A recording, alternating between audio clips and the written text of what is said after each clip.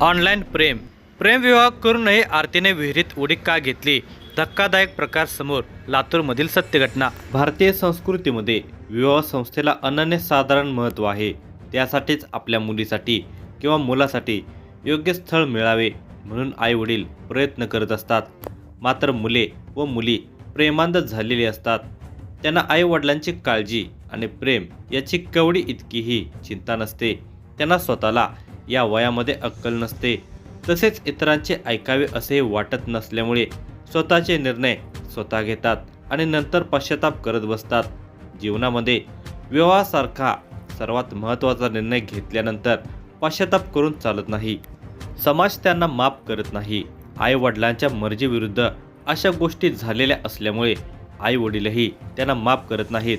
नेमकी हीच गोष्ट त्यांना पुन्हा पश्चाताप करायला भाग पाडते। आपला निर्णय चुकला हे जरी समजत असले तरी परतीची वाट उरलेली नसल्यामुळे अशा अवस्थेतील मुलींना मृत्यूला कवटाळावे असे वाटू लागते। अशीच काहीशी घटना लातूर जिल्ह्यातील कासार शिरशी पोलीस स्टेशन अंतर्गत येणाऱ्या कोराळवाडी येथे घडलेली आहे। लग्नानंतर 10 महिनेही सुखी संसार न होता 19 वर्ष वयाच्या आरतीने आपले आयुष्य संपवून घेतल्याने परिसरामध्ये तिच्या मृत्यूबद्दल हळहळ व्यक्त केली जात आहे। या दुर्दैवी घटनेचा सविस्तर वृत्तांत पुढे पाहण्याअगोदर जर तुम्ही या चॅनलवर जर नवीन असाल तर प्लीज आपल्या या मराठी चॅनलला नक्की सबस्क्राईब करा। निलंगा तालुक्यातील कोराळवाडी येथील विजय मेकाले हा तरुण कामानिमित्त इतरत्र फिरत होता। हाताला लागेल ते काम करून उपजीविका भागवत होता।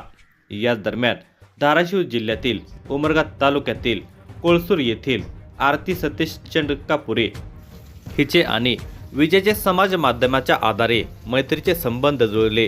पुढे हीच मैत्री वाढत जाऊन त्याचे प्रेमात रूपांतर झाले। वास्तविक पाहता हे दोन्ही कुटुंब हातावरचे पोट घेऊन जगणारे, हाताला काम लागेल तेव्हा पोटाचे आग भागवता येईल अशी परिस्थिती असताना तशाही परिस्थितीमध्ये विजय आणि आरती हे हिंदी चित्रपटातील गरिबीतून वर आलेल्या नायकाच्या आणि नायिकेच्या भूमिका जशा सुखांतिका असतात तशा पद्धतीची स्वप्न पाहत होते। तारुण्य सुलभ भावना उफाळून येत होत्या, त्यामुळे प्रेमाला भरती येत होती। गेल्या 10 महिन्यापूर्वी त्या दोघांनी एकत्र राहण्याचा निर्धार केला आणि कुटुंबाला न विचारताच त्यांनी प्रेमविवाह केला। ही गोष्ट मुलीच्या आणि मुलाच्याही नातेवाईकांना आवडली नाही। आरतीच्या प्रेमात वेडा झालेला विजय कामधंदा सोडून आरतीचे चोचले पुरवण्यामध्येच मग्न राहायचा। घरच्या चटणी भाकरीपेक्षा आरतीला शहरातून इडली सांबार डोसा वडापाव अशा गोष्टी आवडू लागल्या होत्या। प्रेमांध झालेल्या विजयला सुरुवातीला आपल्या प्रिय पत्नीसाठी काहीतरी करून दाखवावे, तिला काय हवे काय नको याची काळजी घ्यावी असे वाटत होते। त्यातून तो स्वतः कामाला जात असल्याने त्याची ओढाताण होत होती। दरम्यान आरतीच्या आई वडिलांनी नातेवाईकांच्यासह निलंगा तालुक्यातील कोराळवाडी येथे येऊन आरतीला परत घेऊन जाण्याचा प्रयत्न केला होता। मात्र आरतीने नकार दिल्याने त्यांचा नाईलाज झाला होता। ही गोष्ट विजयच्या आई वडिलांना आवडलेली नव्हती। विजयला ही पोरगी बर्बाद करत आहे असे त्यांना वाटत होते। आपल्याला मिळालेली सून ही लालचावलेली आहे, अनेक ठिकाणी फिरून आलेली आहे असा समज विजयच्या आई वडिलांचा होत होता। त्यातून त्यांना ती आवडली नसल्याने सतत तिला टोमणे मारले जात होते। तिच्या एकूण वर्तणुकीवरून सासरच्यांनी तिच्या चारित्र्यावरही संशय घ्यायला सुरुवात केली होती। हा त्रास तिला सहन होत नव्हता। सासरकडून चारित्र्याचा संशय घेऊन शारीरिक आणि मानसिक छळ केला जात असल्याने ती वैतागलेली होती। या संदर्भात तिने आपल्या पतीला कल्पनाही दिलेली होती असे सांगितले जाते। मात्र विजयला आपण कोणाची बाजू घ्यावी हेच समजत नव्हते। तो उद्विग्न झालेला होता। या दरम्यान मंगळवारी दिनांक 1 जुलै 2025 रोजी संध्याकाळी विजयने शेतामध्ये आरतीला मारहाण करून घराकडे पाठवले होते। आपण ज्याच्यावर जीवापाड प्रेम करून आई वडिलांना झुगारून ज्याच्यासोबत आलो तोच आता आपला तिरस्कार करतो, इतकेच नाही तर मारहाणही करतो, ही गोष्ट तिच्या मनाला खटकत होती। त्यांच्या प्रेमविवाहाला 10 महिने झाले नव्हते, तोच त्यांच्यामध्ये टोकाचे मतभेद होऊ लागले होते। प्रेमाखातर आपण सर्व सोडले आणि विजयसोबत राहायचा निर्धार केला। मात्र आता त्याच्या आई वडिलांकडून आणि त्याच्याकडून आपल्याला त्रास होतो हे तिला सहन न झाल्याने त्रासाला कंटाळून आरतीने मंगळवारी रात्री गावालगतच्या डोंगरावरील बलभीम पाटील यांच्या शेतातील विहिरीमध्ये उडी घेऊन आपली जीवनयात्रा संपवली अशा पद्धतीचा आरोप तिच्या वडिलांनी अर्थात सतीश चंडकापुरे वय वर्षे 50 वर्ष राहणार कुळसूर तालुका उमरगा जिल्हा धाराशिव यांनी कासार शिरशी पोलीस स्टेशनमध्ये दिलेल्या तक्रारीमध्ये केला आहे। आरतीच्या वडिलांनी दिलेल्या तक्रारीवरून संशयित आरोपी विजय सिद्धराम मेकाले पती सासू उषाबाई सिद्धराम मेकाले आणि सासरे सिद्धराम नरकप्पा मेकाले यांच्या विरुद्ध कासार शिरशी पोलीस स्टेशन येथे गुन्हा रजिस्टर नंबर 140/25 भारतीय न्याय संहिता 2023 कलम 108 85 115(2) 352 351(2) 335 अन्वये गुन्हा नोंद करण्यात आला आहे।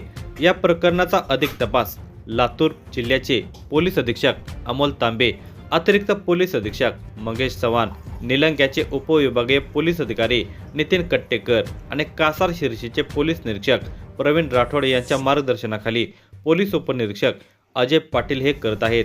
या प्रकरणी त्यांना बीट अंमलदार श्रीकांत वरवटे आणि पोलीस कॉन्स्टेबल नवनाथ इंदापुरे हे सहकार्य करत आहेत। सुखी संसाराचे स्वप्न उद्ध्वस्त, तारुण्य सुलभ भावनेच्या आहारी जाऊन एखाद्या चित्रपटातील हिरो हिरोईन प्रमाणे जीवन जगता येईल असे स्वप्न घेऊन आपल्यासोबतचा राजकुमार आपल्याला निश्चित सुख ठेवेल अशी कल्पना करून आरतीने विजयचा हात धरला होता। मात्र ती परजाती असल्यामुळे तिची स्वप्ने धुळीला मिळाली होती। आर्थिक परिस्थिती बेताची असल्याने कष्ट केल्याशिवाय भाकरी मिळणे कठीण असलेल्या कुटुंबात तिला राहावे लागत असल्याने तिच्या सर्व सुखी संसाराची स्वप्न तेव्हाच भंग झाली होती। त्यात पुन्हा सासू सासरे आणि पती चारित्र्यावर संशय घेतात ही गोष्ट तिला खटकत होती। त्यामुळे तिने आपल्या जीवनाचा अंत केला असा आरोप आरतीच्या वडिलांनी पोलीस स्टेशन येथे दिलेल्या फिर्यादीत केलेला आहे। रागाच्या भरात आरती रात्रीच्या वेळी गावाशेजारील डोंगरावरील विहिरीकडे जाताना गावातील एका महिलेने पाहिलेले होते। मंगळवारी रात्री आरती घरी परतलीच नाही, त्यामुळे सर्वत्र शोधाशोध सुरू झाली होती। छोट्याशा गावात एका गोष्टीची चर्चा फार लवकर होत असल्यामुळे ही गोष्ट गावभर पसरली। तेव्हा ज्या महिलेने आरतीला डोंगराकडील विहिरीकडे गेल्याचे पाहिले होते तिने विजयच्या नातेवाईकांना याबाबत कल्पना दिली। लगेच ग्रामस्थांनी ही गोष्ट पोलीस प्रशासनाला कळवली। पोलीस प्रशासनाने अग्निशमन विभागाच्या मदतीने शोध घेतला असता दुसऱ्या दिवशी बुधवारी सकाळी तिचा मृतदेह विहिरीतून काढण्यात पोलिसांना यश आले। अत्यंत गरिबीत आणि कष्ट करून पोट भरणाऱ्या सिद्धराम मेकाले आणि उषाबाई मेकाले यांनी आपण आहे त्या परिस्थितीमध्ये समाधानाने जगायचे असेल तर कष्ट केल्याशिवाय भाकरी मिळत नाही ही वस्तुस्थिती वेळोवेळी आरतीला सांगण्याचा प्रयत्न केला। याला छळ म्हणतात का? आम्ही तिला व्यावहारिक ज्ञान सांगायचा प्रयत्न करत होतो, ते तिला पटत नव्हते। यामध्ये आमचा काय दोष असा प्रश्न वयोवृद्ध असलेल्या आरतीच्या सासू सासऱ्यांनी प्रसारमाध्यमांशी बोलताना केलेला आहे।